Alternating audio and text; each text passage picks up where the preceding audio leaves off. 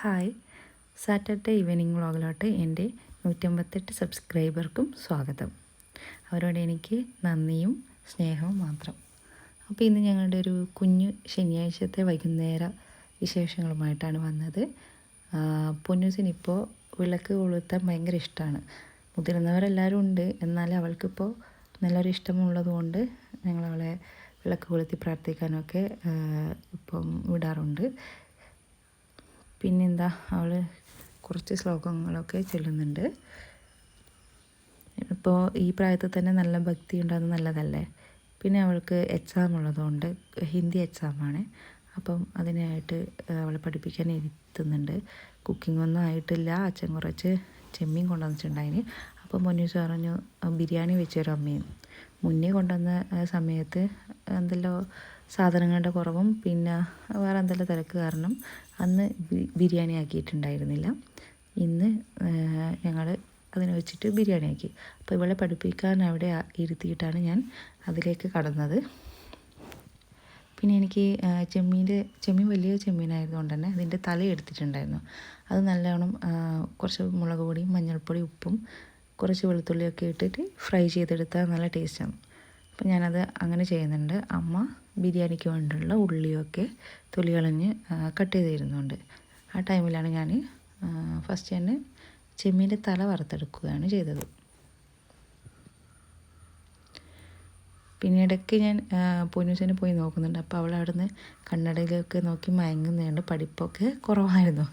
അപ്പോൾ അവൾക്ക് പഠിക്കാൻ വേണ്ടിയിട്ട് ആദ്യം ഞാൻ പറഞ്ഞിട്ടാണ് വീണ്ടും വന്ന് കുക്ക് ചെയ്യാൻ വേണ്ടിയിട്ട് പോകുന്നത്. കണ്ട, കണ്ണട നോക്കിയിട്ട് മയങ്ങുകയാണ് പുള്ളിക്കാരി. കണ്ടുപിടിച്ചല്ലോ എന്നതിൻ്റെ സ്റ്റെക്കായതാണത്. ചെറിയ ആൾ ഉറക്കാത്.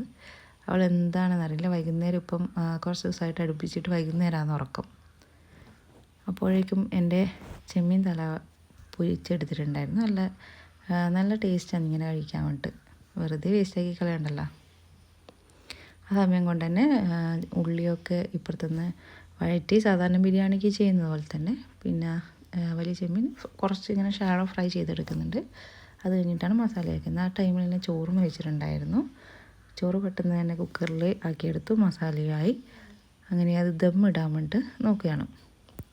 ദമ്മിടലെന്ന് വെച്ചാൽ കുറേ സമയം വെക്കുന്നില്ല. ആ ചൂടോടെ ഈ മുളക് കണ്ടത് ഞാൻ റൈസിൻ്റെ ഒപ്പം ഇട്ട് വെച്ചത്. എനിക്ക് ഇങ്ങനെ കഴിക്കാൻ ഭയങ്കര ഇഷ്ടമാണ്. റൈസിൻ്റെ കൂടെ 2 മുളക് ഇങ്ങനെ വേവുമ്പോൾ ഞാനിടും. അത് കൂട്ടി കഴിക്കാൻ വേണ്ടി നല്ല ടേസ്റ്റാണ്. അതിൻ്റെ ഉള്ളിൽ നിന്നൊരു ജ്യൂസ് പോലെ അതിൻ്റെ ആ പൾപ്പ് വരും. അപ്പോൾ ഇങ്ങനെ ലെയർ പോലെ ഇട്ടിട്ട് ആ ചൂടോടെ ഞാൻ ആ കുക്കർ മൂടി അടച്ചു വെക്കുകയാണ് ചെയ്തത്. ദമ്മ് അങ്ങനെയായിട്ട് ഇങ്ങനെ ആവിയായിട്ടൊന്നും പിന്നെ രണ്ടാമത് ചെയ്തിട്ടില്ല. ആ ചൂടിൽ കുറച്ച് സമയം അവിടെ വെയിറ്റ് ചെയ്ത് വെച്ചു. പിന്നെ അധികം നേരം നമുക്ക് ദമ്മിലൊന്നും ഇടാൻ നേരം ഉണ്ടായില്ല. രാത്രി ലേറ്റായി.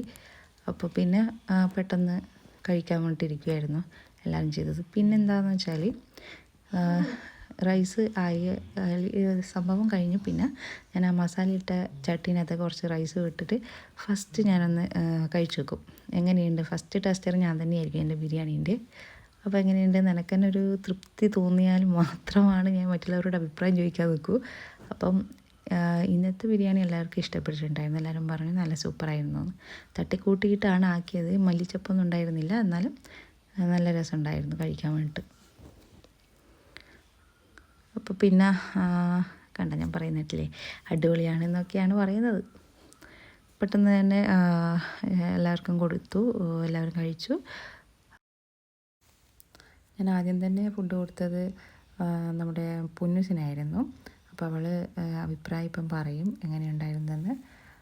പിന്നെ അവളെല്ലാ ഇതിലും പറയും നല്ലതായിരുന്നു എന്നാണ്. പക്ഷേങ്കിൽ ഇന്ന് അവൾ നന്നായിട്ട് കഴിച്ചു. അപ്പോൾ എനിക്ക് തോന്നി അവൾക്ക് ഇഷ്ടപ്പെട്ടിട്ടുണ്ടായിരുന്നു. സൈഡിൽ ഞാൻ തൈരിൻ്റെ അകത്ത് ഉള്ളിയും തക്കാളിയും മുറിച്ചിട്ട് സാലഡ് പോലെ ആക്കിയിട്ടുണ്ടായിരുന്നു. അച്ചാറൊന്നുമില്ല. ഇത് വെച്ചിട്ട് നമുക്ക് കഴിക്കാമല്ലോ. ഉള്ളതുകൊണ്ട് ഓണം പോലെ എന്നാണല്ലോ പ്രമാണം. പിന്നെ അമ്മയാണ് മിന്നൂസിന് കൊടുക്കുന്നുണ്ട്. എനിക്ക് വലിയ ക്ഷമയൊന്നും ഉണ്ടാവില്ല ചെറുതാൾക്ക് കൊടുക്കാൻ വേണ്ടിയിട്ട്. അമ്മയാണ് അവൾക്ക് ഫുഡ് കൊടുക്കുന്ന ആൾ. അപ്പം പൊന്നൂസിന് എപ്പോഴും നിർബന്ധമാണ് ഫുഡ് കഴിക്കുമ്പോൾ ഫോൺ നോക്കാൻ. അല്ലാത്ത ടൈമിൽ ഞാനിപ്പം കുറച്ച് കൊണ്ടുവന്നിട്ടുണ്ട്. അല്ലെങ്കിൽ ഫോൺ അഡിക്റ്റ് ആയിരുന്നു. ഇപ്പം അങ്ങനെയില്ല. ഭക്ഷണം കഴിക്കുമ്പോൾ മാത്രം ഫോൺ വേണ്ടില്ല, ഇനി അതും കുറയ്ക്കണം.